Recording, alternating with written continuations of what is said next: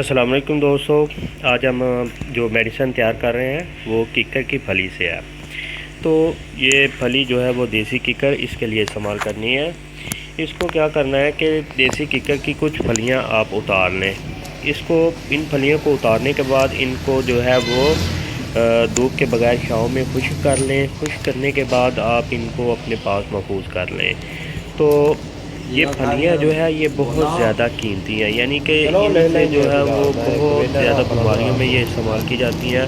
مثال کے طور پہ اگر آپ کو جریان احتلام کا مسئلہ ہے، یا کہ آپ موٹے ہیں اور یا کہ آپ کو لوز موشن لگے ہیں، تو آپ نے کیا کرنا ہے کہ ان خشک پھلیوں کو آپ نے باریک پاؤڈر کی شکل میں اس کو بنا لینا ان کا، یعنی کہ اس کو کوٹ لیں، کھل میں ڈال کر ان کو اچھی طرح آپ نے اس کی کٹائی کرنی ہے، اور اس کو باریک پاؤڈر جب ان کا بن جائے تو آپ نے اس کا پاؤڈر جو ہے وہ ایک ڈبی میں ڈال کر محفوظ کر لینا ہے۔ تو اس کو آپ نے استعمال کیسے کرنا ہے کہ آپ اس کو شہد میں ڈال کر اس کی چھوٹی چھوٹی چنے کے برابر جو ہے وہ گولیاں بنا لیں۔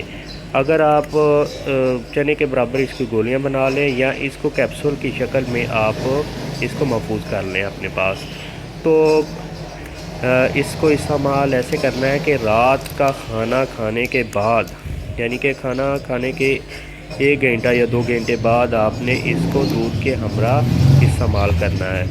تو اگر آپ کو دودھ میسر نہیں ہے تو آپ اس کو پانی کے ساتھ بھی استعمال کر سکتے ہیں، اور دن میں بھی اس کو استعمال کر سکتے ہیں۔ دن میں 2 دفعہ 3 دفعہ استعمال کر لیں، جتنی دفعہ مطلب آپ کھانا کھاتے ہیں اتنی دفعہ اس کو استعمال کر لیں۔